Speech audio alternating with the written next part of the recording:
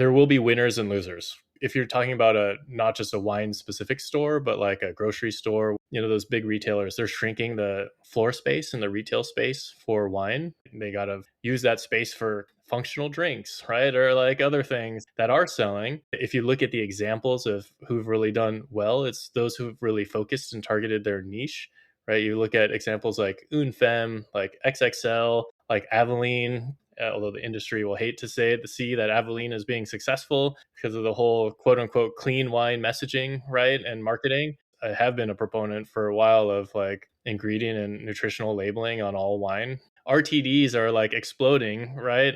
And why? Because people think that they're like lower calorie and less sugar than wine and healthier and whatnot. And most wines are actually better, right? And all those categories people just don't know, and we don't market it that way. And that's why when something like Aveline comes around that does market it that way and doing quite well. Welcome to Masterclass US Wine Market with me, Barbara Fitzgerald. In this show, we'll break down the complexities of selling wine in the US by discussing the relevant issues of today with experts from around the globe. Each episode serves up 3 key insights to help elevate your winery's presence in the US market.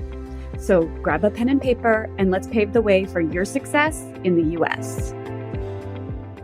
Hi, everyone, and welcome to Masterclass US Wine Market. Today, I am very excited to welcome Peter Yeung to the show. Peter is currently the CEO of Swiftie Family Estates in California. He's also the author of Luxury Wine Marketing with Liz Tosh, MW, and the host of the Ex Chateau podcast, which is all based on the business of wine. So, Peter, thank you so much for joining us today, a fellow podcaster here with us. It was a pleasure to talk to you, Barbara. To be on the other side of the microphone. That's right. Before we dive into our chat today, Peter, can you tell us a little bit more about your background and how you ended up in the wine industry? Oh, gosh, yeah. Depends how far back you want to go. My earliest memory of wine was actually, I think I was maybe 10, and my family in Singapore are actually wine and spirits importers and distributors. And so we went with my uncle, to Europe. And I remember it was tasting either in Germany or Alsace, and everyone was like tasting and spitting wine. And my dad like wasn't spitting. And I kind of saw that. And like, all I remember is I pinched his stomach and said, "You're doing it wrong." It's my earliest memory. And then, to really, I think having a love of wine for a long time. And I think that interest became more of a passion when I took a sabbatical. I was a consultant at McKinsey & Company and took a sabbatical in the middle of my tenure there and studied wine at the Culinary Institute in St. Helena with Karen McNeil and that set. And, just try to build it more and more into my life ever since, and went all the way to the extremes of being in the Master of Wine program for like 7 years and failed tasting 3 times, but I did pass theory, at least stage 2 theory. And this, all that happened before I, started having kids and whatnot. And now with 2 little kids, I was like, I can't do this anymore. But in that phase, ended up starting to work after I built it in and was in sort of the energy clean tech world for a while and sort of general business, making my way into wine and helped manage, some high-end luxury wineries in Napa and Sonoma, Costa Brown and Realm Cellars and Circus State. And then, was a consultant for the wine industry for a long time, mostly producers, but everything across the value chain to like e-commerce companies, some retailers, also private equity companies that are going to buy stuff in the space, and kind of have, I guess, somewhat of an expertise. I can't call myself the new guy anymore because it's been like 13 years in wine. And I've written books and whatever, all this sort of stuff. But, on the sales and marketing side, the strategy around sales and marketing, and then also sort of on like the finance, M&A and strategic planning side. So kind of a breadth of knowledge. Yeah. The MW thing kind of like helped me understand like the viticulture and a winemaking side of things. Well, I think this is amazing. It's not very often that we have somebody who is so experienced in such a wide breadth, as you said, kind of across the value chain. So I thought it would be the perfect conversation for us to have. It's the beginning of the year to just, what do you think about 2026? What is, with all your experience and even, your own road that you have ahead of you, what are you forecasting? because as we know, the US wine industry is really navigating some tough multi-year demand adjustment periods. But I really believe, and I think we see that underneath that, there are still, behaviors, incentives, dynamics that are creating opportunities for the people that are willing to kind of think innovatively, differentiate themselves. Absolutely. I think to understand 26, you have to put it a little bit in context of the past and the history. And we're definitely in a demand correction cycle. If you look at 2000, global financial crisis, 08, 09, 2000, whatever, those are more sort of like cyclically driven cycles of economically driven cycles where economy is down, recession's down. So people are downgrading, but still their drinking habits were similar. For about 10 years or so, we've seen a decline in drinking habits, starting with dry January, right? And then this push from the WHO and neo-prohibitionists to try to make alcohol like tobacco. And so the closest thing we've seen to this was like the 80s, and the 80s, which we got out of it in the early 90s with the French paradox, right, on 60 Minutes. And that sort of set off a 30-year growth cycle, particularly for wine. And that's, if you think about why, wine outperformed total bev alc during that 30-year period with, quite a bit, right? It's just like outperformed it 2 or 3 times. And it's driven on the fact message that is like wine is sort of better for you than beer or spirits, right? In general. And now we're kind of seeing with health messaging being negative, and Laura Catena and Felicity Carter have really like spearheaded our industry response and conversation around it, has headed the opposite direction, right? And so now you see for the last 3-4 years, wine is declining faster than total bev alc, right? If bev alc is declining, 4 or 5% a year, wine's been down 7 or 9% a year, right? And what is that end? And there's a whole host of reasons, right? You could say, and there's a whole host of reasons total bev alc is declining, and that's the generational change of the boomers. It's Gen Z not drinking as much. It's GLP-1s potentially like doing things that are alternatives with cannabis and other elements, and so like that's hurting everything. But I think the wine underperformance relative to total bev alc is probably highly correlated to the health messaging, which is just the reverse of what happened the prior 30 years. So I don't see that changing. I think the brightest spot of that to change, the 60-minute equivalent maybe that could happen, hopefully will be this University of Navarra study in Spain. That's the first randomized trial of like a study that is randomized cohorts of people and their alcohol usage and like what's their impact on health. So if that validates the J curve where moderate drinking is actually correlated with lower, with longer lifespan or lower all-cause mortality, then, there's a potential that that health trend reverses again. But I think for 26, for wine in particular, it's still rough sailing. There's a lot of oversupply in the marketplace. The bulk market is awash in wine, right? Like almost every winery is oversupplied. So even if there's a quote unquote grape shortage this year from all the vineyards that are being pulled out, it'll easily be supplied by the oversupply that we have, as well as like the trade war has been devastating to the wine market for anyone who exports, right? Wente used to be the 10th largest exporter of wine from the US. And so that's, Canada was a big one where they just took it all off the shelves. And then like even just a couple weeks ago, this Greenland thing was like, oh man, now more of Europe hates us even more than they did before, right? And so, European imports of wine are down a lot, plus the euro is up, which makes it even harder. Because of all that, people are pulling out of the dollar, which makes the dollar weaker, and then stronger, which actually could help in a way because their currencies are stronger, which makes our wine look cheaper, relatively speaking. But the consumer sentiment is very negative globally against the US. And we live in a global marketplace, right? And the tariffs that are in place on other wines from around the world aren't large enough to really displace, to put American wines there. In that context, we have the issue in California and New York and other places that grow wine that are very heavily regulated on the employment side of that. The cost to farm just keeps going up and up and up. And only like big guys can really survive and manage such workforces. And that cost to serve, to farm doesn't is hard to make it work if you're selling wines for like less than $10 a bottle retail, right?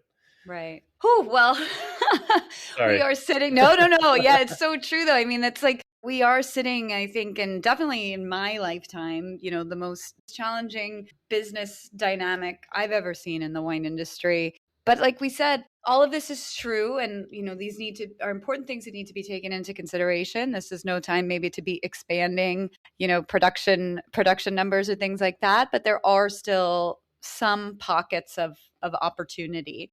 So let's just run through really quickly what our 3 key takeaways are going to be for today for this conversation. So number one, you've already given us a beautiful kind of overview, but the US wine market is resetting. And even though this demand is contracting, what are maybe some of the still strategic growth opportunities that still exist? Number two, the system incentives shaping the distributor sales force are a real constraint. So we need to talk a little bit about the distribution landscape, what that looks like. And then number three, meaning and engagement. This is the competitive advantage in a slower market. Yeah. So you've already given us, like I said, some really great stories as to why, but also, the Silicon Valley Bank report that just came out this year pointed to a multi-year demand correction. Volume and value still down, but finally maybe stabilizing. So given all of this, where should Italian wine brands or any imported wine brand really be focusing their efforts first? Well, to your point earlier about like pockets of strength, and this will lead into like where they could focus their efforts, right? There will be winners and losers, right? And there's going to be fewer wineries that exist today or a year from now than there are today, right? A couple of years ago, I think there were 12,000 or so North American wineries, 9,000 of which were 5,000 cases and less, right? If 3,000 of them went away, like no one would really kind of notice, but that is like very destructive, obviously, for those people and that change there and the rest of that landscape. So there's going to be winners and losers, and part of that is winning on those that survive. Every retailer is shrinking. If you're talking about not just a wine specific store, but like a grocery store where a lot of wine is sales, big box stores like Costco and Target and Walmart, those big retailers, they're shrinking the floor space and the retail space for wine, right? As they're getting less sales. So why they got to use that space for functional drinks, right? Or like other things that are selling. So that means more established brands have an opportunity to take market share, right? And to build that market share. If you look at the examples of who've really done well, it's those who've really focused and targeted their niche, right? You look at examples like Une Femme, like XXL, like Aveline, although the industry will hate to see that Aveline is being successful because of the whole quote unquote clean wine messaging, right? And marketing. But that marketing, and I think that transparency, Fitvine has also done fairly well under the notion of transparency, right? And transparency is what, millennials and Gen Z kind of like and want. And so I have been a proponent for a while of like ingredient and nutritional labeling on all wine, right? Yeah. So have that transparency. Wine of all products, all alcoholic products, like RTDs are like exploding, right?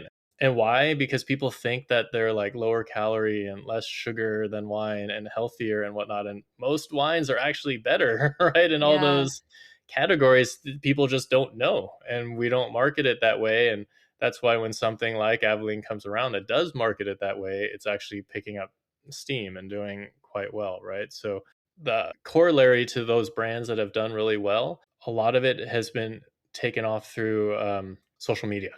Yeah. Right? Like social media has been where consumers have been pulling the wine. They have the brand recognition. They've been asking retailers for the wine, and therefore, and we'll get to this with the whole distributor bottleneck, but that's where like, you're able to get growth is because consumers are pulling it off the shelf. But for Italian wines in particular, like where is the part of the market? It's a shrinking part of the market, but the low end of the market where it's shrinking, but where places outside of America especially have cost advantages. They've got, incentives, they've got subsidies, labor is cheaper, land is cheaper, right? Like whether you're in South America or Italy or south of France, right? Like they have the potential to dominate those spaces.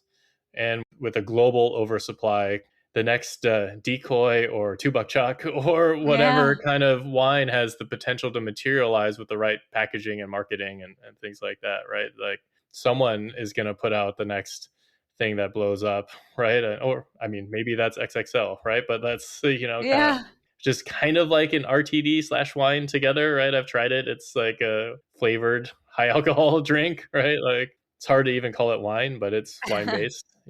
Yeah. But they are at least kind of positioning themselves as wine, because then you have something Right. like Beatbox, which is doing fantastic and it is wine based, but they're not really trying to market themselves on that. Yeah. I have a question, because you said that like bigger brands might be doing really well in this land or have the opportunity to do so. But what about, when we talk about imported wines, regional, because the brand of Chianti or the brand of, just Italian Pinot Grigio, like, do these also have the opportunity to do well? Well, certainly certain segments are performing better than others, right? You're sort of what I might call Taylor Swift wines, right? Like your fresh, crisp whites, right? I think people have the perception, which is somewhat true maybe, that they're like lower calorie or like better for you because they're lighter and crisper. And and Yeah. Italian whites easily fall into that category. As a category that could improve, Prosecco is still on, doing really well, but that Pinot Grigio segment is doing okay. Sauvignon Blanc is doing okay, relatively speaking. So to the extent you can tie a category like To Taylor Prosecco, Swift. right? Yeah. Or to that style of wine, right? Yeah. If you even think about Lugana or whatever, right? Arnaz or Gavi or whatever, like Suave maybe makes a comeback, right? Like Yeah. those kind of wines that fit the mold of what people are looking for and tie it with the right marketing message, then maybe the regions can survive. But it depends where you're being sold as well, right? That Yeah. makes a big difference. If you're in fine wine shops versus you're on a wall of 100, 200, 300 different wines, like how are people going to know what it is? And they're going to grab in that thing, you're in that space, you're going to gravitate towards the familiar most likely. But that's where, I've always thought of the wine industry as two industries, two markets. You have what I call commercial wine, and then you have fine wine, right? Yeah. And like they're different customers, different segments, and everything else. Right. Well, given the kind of bifurcation between the top performing brands and the producers that are struggling right now, what do you think are the early signals that importers, exporters should be looking for to identify what U.S. markets are worth your time at the moment? What is really growing versus what is stabilized? Where is like maybe even there too much competition at the moment to really succeed? What's your insight on that? In terms of which markets in the US are worth Yeah. pursuing, Yeah. I mean, you have the big five, right? And they're all fairly following industry trends, I would guess. Like, I don't know if they're outperforming, but I think you do have to map where you're targeting. And this could even be within state, right? Like California, San Francisco looks so different from Walnut Creek, 30 minutes, 40 minutes east, right? Or Danville in terms of the types of wines they buy and what they're after. And so Texas is big cab country, right? Like bigger red wines, and so that's doing better, and whites don't do quite as well, even though it's a hot climate, right? So you have overall national trends, but some of those things are very different regionally and locally, and so you kind of have to like play and look into the data there to see what maps to whatever it is you're selling. Yeah. I have a client who opened up her first market in the US in Tennessee with an Italian wine brand, and a little bit of anecdotal data, but she says the market there is starving and she gets new accounts like without even trying. And everyone wants events and everyone wants something exciting. So I always remember, early on in my career, the advice of don't fly over the flyover states. And Yeah. I try to pass that on as much as I can, because like you said, the big five for sure, but there is so much competition in those states and the oversupply is hitting them too. Yeah, and you have high growth markets, like high population growth markets like Tennessee. Although from a wine perspective, for people who aren't familiar, Tennessee is really like two or three different states. Yeah. But that's had especially around Nashville, like a huge population growth, especially post COVID. Austin, Texas, right? It's had a big growth. Some of these places like Idaho have even seen some growth and are experiencing. And yeah, that's another strategy, right? Is go where people aren't going, right? Yeah. Because depends on how much wine you're trying to sell, right? If you're trying to sell a few thousand cases, then sure, yeah, like some of those small states and dominating some of the small states where big players aren't going, you can have a real impact because they've never seen a winemaker before, right? Like, or anything Yeah. else. So going there will make a big lasting impression on them. But if you're trying to sell 100 or 500,000 cases or a million, then, like you got Go to go back to to the New big, York. the big guys. Yeah. Yeah. New York, if you're import for sure. But, it all has to play against what it is you're trying to do or your position. So one more question on this takeaway, but given, how pervasive this oversupply issue is, all the inventory backlogs, you mentioned it earlier, the overplanted grape acreage here in California even, are there unique like distribution or retail strategies that Italian producers, imported producers should consider in 2026 that maybe they're not yet? I think it depends if they have a brand that is recognizable that people follow. There's avenues to do like direct to consumer, right? And if it's small enough, like there's different avenues that you can pursue direct to consumer with, and that could be a great way to, you know, subsidize it or to go to market because there's already some pull and brand recognition. But finding the consumers is tough, right? Otherwise it's the classics of like restaurants, Italian restaurants that'll be there, get trial. There's more and more like specialized stores and things of that nature, wine stores. And so there might be wine stores that have a specialty in Italian things. And I think what you can't underestimate is the importance of the market work and of telling your story and doing the marketing part. Because relying, and we'll get to this with the distributor, but relying on the importer even to do marketing for you when they're working on slim margins and trying to, offset tariffs and margins and really do actual marketing is going to be very low, right? Like that's not a winning strategy. If you're relying on someone else to sell the wine for you, to market it and sell the wine for you and to build your brand, that's highly unlikely that you're going to Yeah. succeed. So maybe what you're saying is now is not the time to slash your marketing budget. Yeah, I mean, everyone's doing budget cuts and you have to figure out, and marketing is like the easiest thing. Right. But I think you do need to keep at least a core level investment. You might be more focused, right, in what you do marketing wise, but you need to be focused and careful and impactful. And maybe you just try to open up and really dominate a couple markets, small markets, versus trying to go everywhere, right, to focus that marketing budget. But if you're not doing that, no one else is going to do it for you. Yeah, well, this is a great segue into our second takeaway about the distribution challenges, which I feel like we talk about a lot from like a higher level systems level. Okay, we know about the contraction of the second tier and they're awash in inventory and things like that. But I recently read an interesting post. I saw you liked it, so you did too, on LinkedIn from Ben Salisbury talking about the challenges from salespeople themselves. So I would love to talk a little bit more maybe about this forgotten aspect of what's happening in that second tier and how Italian producers can kind of capitalize on it. Yeah, I'd say it's really hard. And this is a trend that's been building for the last decade or two, maybe, as we've had consolidation in the distribution tier. And so their smaller number of distributors have bigger books of suppliers. And so how do they give attention to each? And so a lot of them have actually moved away from direct commissions in their sales force to things like goals and targets, right, that are aligned with the producers giving them incentives, right? So one of the ways to try to get a distributor salesperson's attention is you have to give them an incentive, right? And so you're basically paying them to sell your wine, right? But everyone is doing that. So you have thousands and thousands of suppliers doing it to the same people. It's a little bit of an arms race, and it's a little bit for the distribution salesperson. They've got 1,000 people or hundreds of targets that they're trying to meet. And so they're just going to trickle out to everyone to try to get the minimum to hit their incentive for each one to make their money. That's what they're incentivized to do.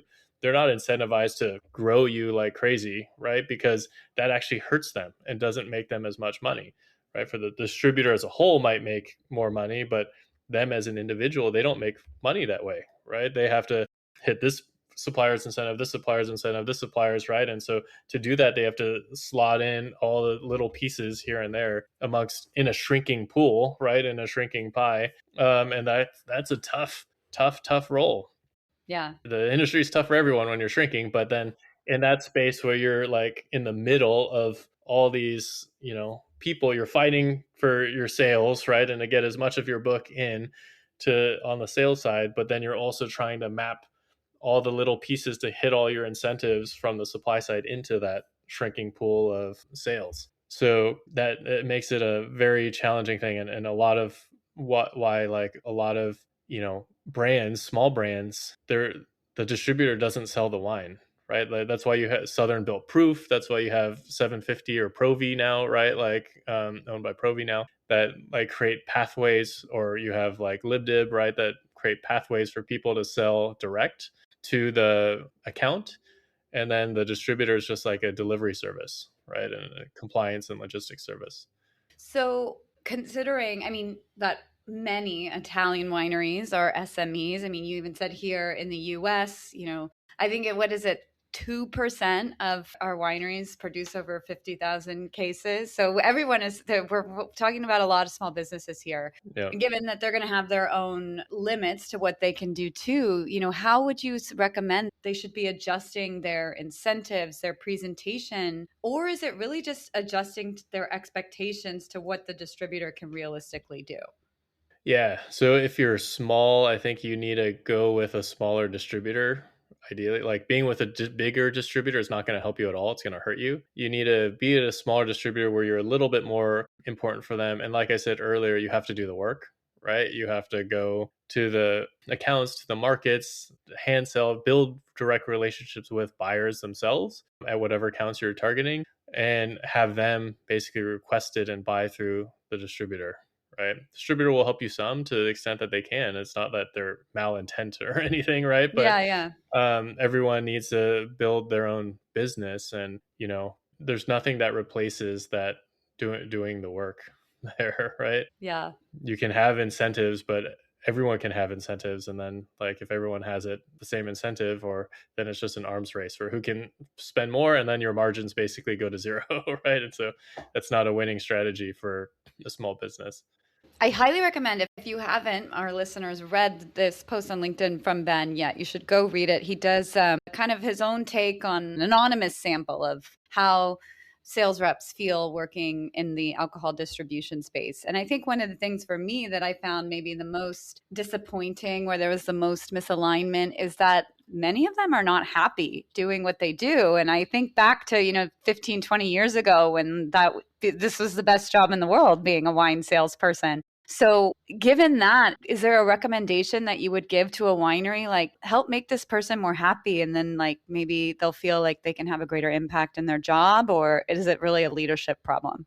I think it's, everyone's happier when you're on a winning team, right? And when you're on a losing team or in a losing industry, everything's tougher and a little harder to motivate. Part of it, I think, and I think this is what, how you differentiate and set yourself apart, is like maybe try to do things a little bit differently, right? Don't just take people out to the same place for dinner or whatever, and maybe they don't even want to go to dinner because they want to get home to their kids or do whatever, right? Maybe you go out for lunch, or maybe it's like you do something more interesting that's more meaningful and ideally ties back to your brand and what your vision is for the brand and what your ethos is, right? So whatever that might be, like maybe gonna make it up, maybe your wine brand kind of ties to like tattoo culture. So I heard there is actually some I can't remember if it was a brand or what, actually had a tattoo station, like a real permanent tattoo station, like at an event, and all these like I think I actually distributor know reps.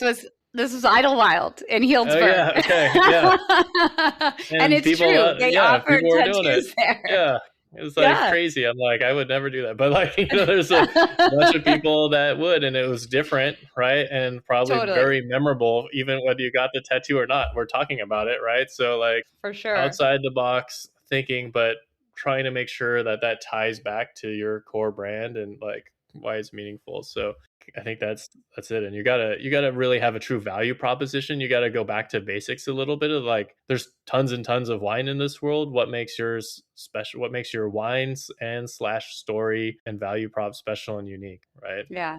If you can't tie back to what's unique, then like why should anyone else care, right? Yeah. It kind of comes back to too the truly unique identifier, because it is not unique to say my grandfather planted these vines, my great grandfather planted these vines, however many years ago. We really gotta, I think also it's a combination of who are you and who is your customer?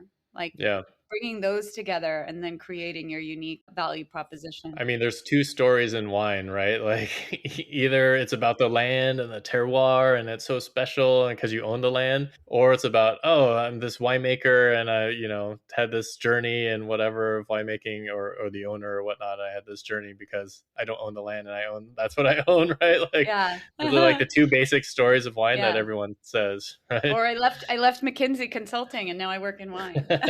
Yeah. That one's not as unique. It does happen. There are definitely like a dozen maybe of us out Yeah. there, but we're the stupid ones who, are good at taking pay No. cuts, right? Like, yeah. Okay, you touched on this a little bit before, but let's think about it more specifically from the second tier standpoint. What are your insights into how tariffs are currently affecting the sales of Italian imported wines in the US? And do you see this leveling out at all while the tariffs are still in place? From what I've heard, not much because it's like 10%, right? A lot of that is being absorbed by both the producers and the importers, and sometimes a little bit at the distribution end. And so, I've a mentee from the Roots Fund who works at a place that only sells Italian wine restaurant, right? And he was telling me like they've maybe shifted some suppliers, but people who've passed through the cost of the tariffs, they're not buying as much because the people who haven't and are taking the margin hit themselves, they'll switch to that, right? Producer, if they're substitutable products, and switch to that producer or supplier, and then draw from there. And that makes sense, right? Like if you have that option, why wouldn't you do that to keep your customer base happy and keep selling? I think some of the challenges have been that, and people have talked about this a lot, that in general the on-premise sector has been raising their margins on alcohol and on wine, and that's really sort of collapsing the people buying, right? The value prop isn't as there. I mean, everything is so much more expensive. Just the going out to eat is so much more expensive, so that is tougher. And then when you add, your bill gets higher just from the food section, then you're like maybe cutting back on wine because it's so much more expensive than it used to be. Yeah, it's definitely a struggle. And when we talk again about the global landscape, it's kind of like comparatively, it diminishes the value prop because wine drinkers tend to also travel. And you hear it all the time. Like, I can't believe how affordable this glass of wine in my restaurant in Paris was compared to. Or Italy or wherever, Yeah. right? And that's where, I think Italian wine certainly has an opportunity to expand, is its palatability with food, right? And its cost value ratio on the global marketplace, right? So, I mean, you're competing against like Chile and South Africa and south of France and whatnot, but I think it's been really underpenetrated in like Asia and China. And even though that market has contracted a lot, ability to work with food because of the acid profile of a lot of Italian wines, like you would think would be great. But that's definitely an understudied area that, I'm trying to push a lot of people forward, from Wenti to I'm on the board of the Asian Wine Association of America, AWAA. And one of our core tenets that I've really been pushing for is this notion of bringing food and wine together. So bringing wine into Asian culture, and Asian culture is really food driven, as is Italian culture, right? So mapping those things together and working out more best practices around those kind of food pairings and whatnot can really unlock new markets, I think, for wine, and particularly Italian wine that pairs so well with so many different types of food. And I think that's such an easy, something that really anybody, no matter what your budget, can do, because all it takes is Google, like figure out what some staple dishes in this regional market are. I mean, you've been through a lot of wine education. I have too. It's like the pairings that are always recommended are very Western, very Anglo. They leave out a whole section of world consumers. So somebody that can do a good job at pairing with Asian food, pairing with Mexican food, you really, I think, unlock a lot of opportunity. Yeah, the ethnic food wine pairing thing is certainly understudied, and it's not. To be fair, it's not easy. You have a lot of cultures from Middle Eastern to like East Asian, South Asian that serve family style, and so you have a variety of like courses and flavors and textures all there at Mhm. once. And so pairing a wine across all those different things gets very challenging. To like just some of the flavor profiles. I was with one of my tasting groups, and we opened a bunch of wine, and everyone brought different food, and someone brought like samosas, Indian samosas, right? So I was with that in mind, like trying all the different Yeah. wines with it and everything, and it was not what I expected. Like some of the white wines weren't working. Yeah. Like some of the red wines I thought would work didn't work, and the ones that I didn't think would work worked really well. It was like very strange, but like because the flavor profiles are so explosive and they're so different that Yeah, it's not an easy task totally. whatsoever. But I do think it's an untapped and relatively large opportunity. I mean, if you think, I mean, that's 2 billion people right there in two countries, right? Like Yeah. India and China, more than 2 billion, right? Almost Yeah. 2.5 billion there. So like, and who traditionally don't drink wine, Yeah. right? And there is I definitely, I mean, know we read constantly about the challenges with the Chinese wine market, but India is really kind of an exciting growing opportunity. So for the right producer who can figure out how to unlock the growth there. yeah, Yeah. it's just, I think the go to market is challenging because there's a lot of avenues and things you have to go through Yeah. that are very hard if you're not on the ground or don't have someone you trust on the ground. Yes. Even the sheer logistics sometimes of getting it there. Yeah. But yeah. Yeah.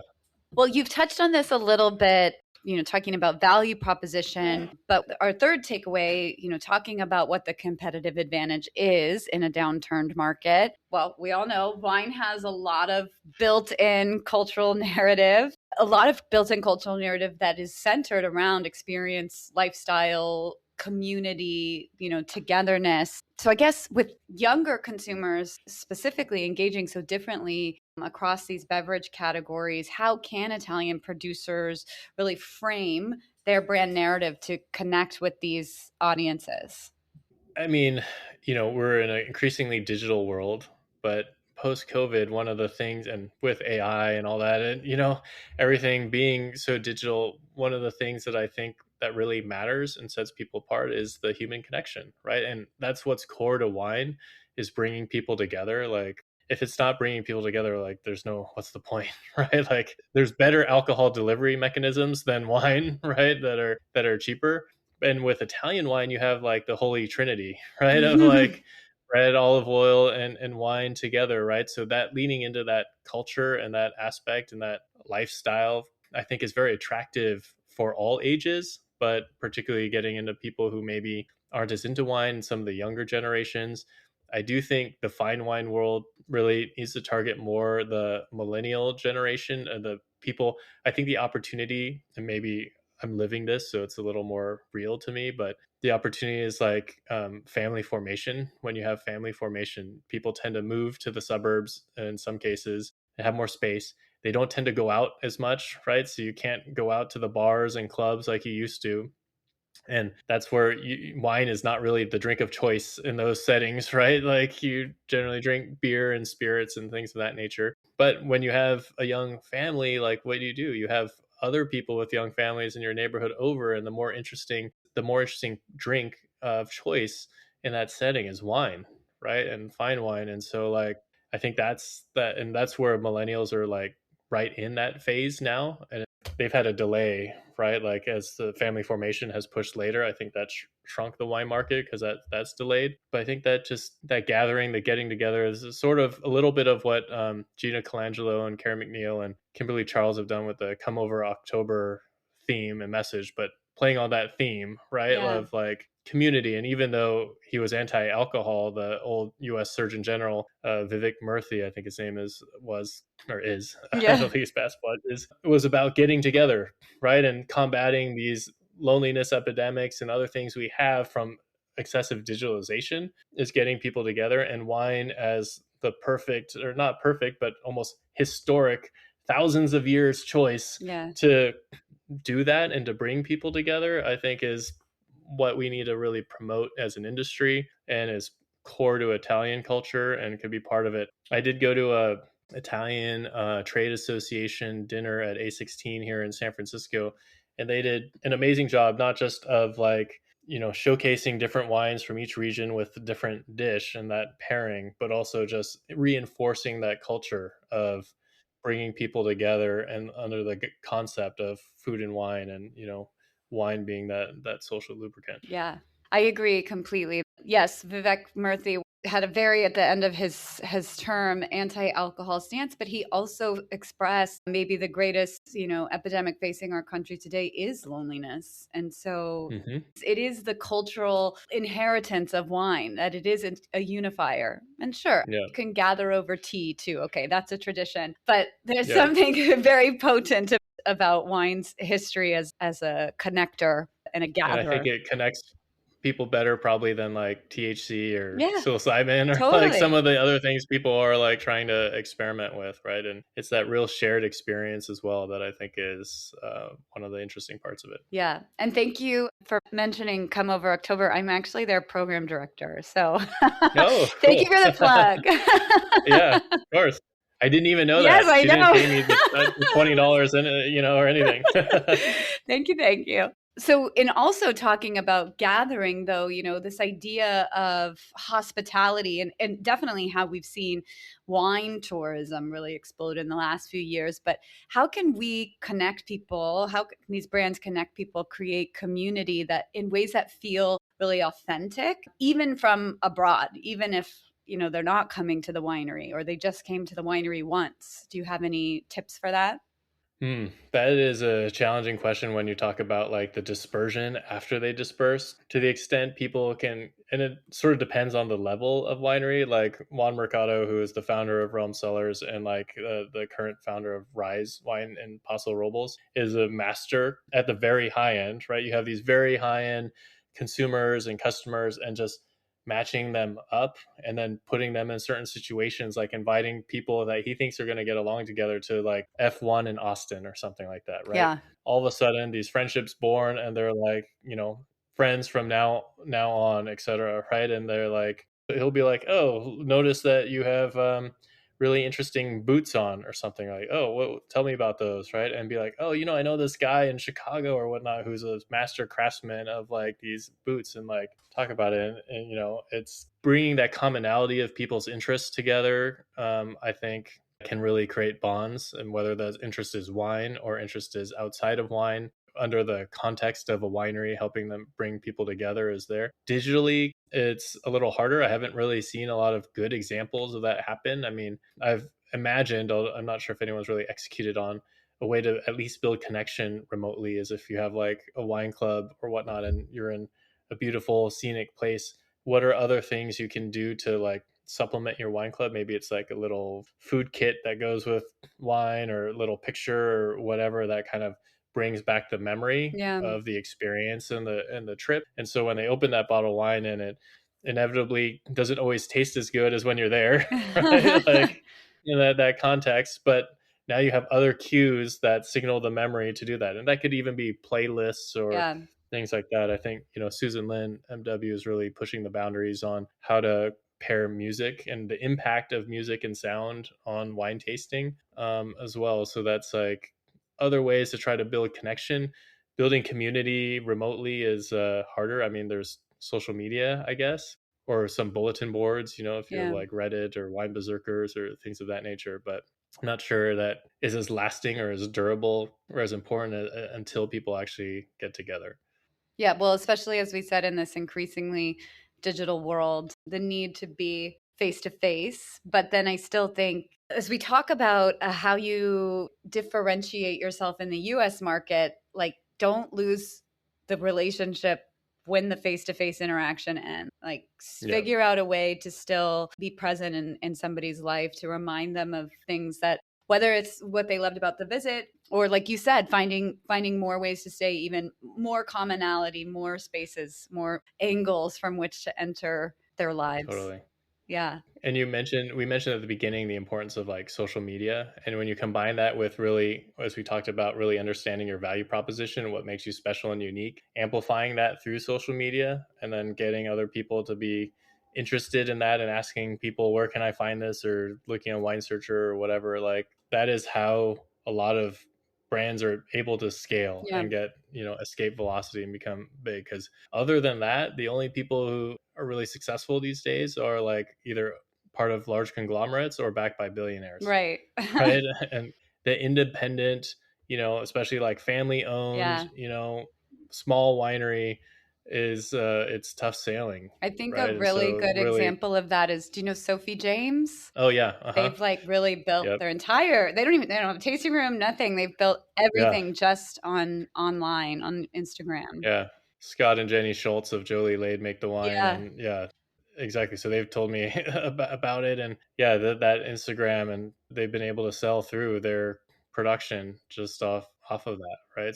It's interesting because even like, this isn't a knock in any way, but even they don't have like a very strong website because Yeah, they don't need it. It's like all right, they've right, right, right, mastered right. Instagram and it's all there. And she's an expert host, I will say, on Instagram. And in the world of, this is going to be tough for a lot of small producers, but in the world of AI, right, and the needing the results needing to be kind of more trusted, right? So more trusted media outlets are becoming valuable again. They were, the value was sort of democratized out, right? With all the, Yeah. like, everyone had their own blog or social or whatever.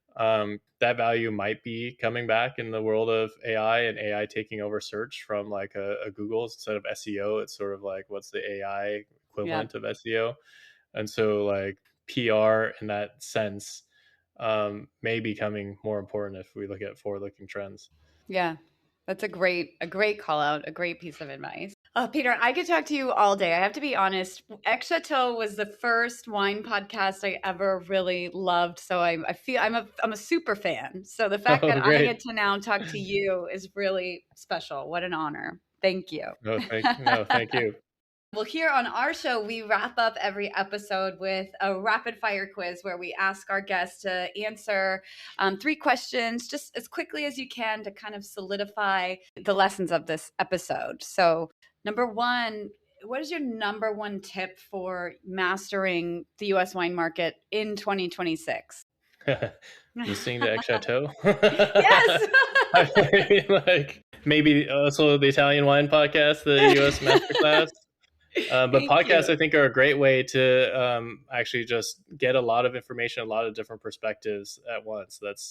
That's the biggest, and because it's so complex with, like, 50 plus different markets here, like getting a lot of people's perspectives is quickly is critical. That's a great call out. Thank you. And I will continue to plug Ex Chateau. Thank you for the IWP plug and for the Come Over October Club plug. All right, number 2, what is something you would have told your younger professional self about working in the wine industry? Uh, that sometimes it's tough and it looks like any other work, and that's why you have to lean in and really appreciate the things that make working in wine special, right? And like doing the different events or participating in different things that just like bring back the spirit of sharing and generosity that is rampant in the world of wine, whether it's you're a producer or a consumer. Like that part is what you have to remember and lean into. I love it. It's so true. Again, when so many people are experiencing something related to loneliness, this is, I think, the most beautiful industry out there. Yeah. Okay, number 3, this is a little bit more practical, but we're all on the road a lot in this industry. So do you have a favorite travel hack when you're doing market work? It doesn't even have to be wine related. Like you could say, I drink green tea every morning before I fly or something like that. But what is it? What is your best travel advice? I think the best travel hack is kind of stay with your customers if you're friends and they Yeah. let you. It's like you're building deeper relationship with your customers, and you're like getting a free hotel at the same time. So like, I love and meeting this. their friends and doing other things. So I did that once with Juan, like in Atlanta, and it was like so much better than if we stayed at a hotel, and did anything else. Yeah. And I've had a couple of experiences like that too. They tell their whole neighborhood, like, we have a Yeah, winemaker staying with us. And it becomes exactly. like a beautiful sales opportunity that he didn't even plan. Absolutely. Exactly. Oh, Peter, thank you again. So, one last question. How can our listeners connect with you? LinkedIn is easy, I think. If you're in wine, I almost always will accept on LinkedIn and then ask you to follow Exchateau on LinkedIn. That's probably the easiest one. But then, yeah, when you do that, please send a message, right? Like if you just connect, then like it's a little bit like less meaningful. All right. Well, thank you again. Wishing you the best in 2026. I hope I get to bump into you in the Bay Area sometime soon. I hope so too. All right. Take care. And that's a wrap for this episode of Masterclass US Wine Market. Thank you so much for joining us. If you enjoyed this episode and want to stay up to date with the latest industry trends, remember to like, follow, and share our podcast. And if you find value in our conversations, please leave us a review to help others discover the show and grow our community. Stay tuned for new episodes every Monday. Until then, brindiamo il vostro successo!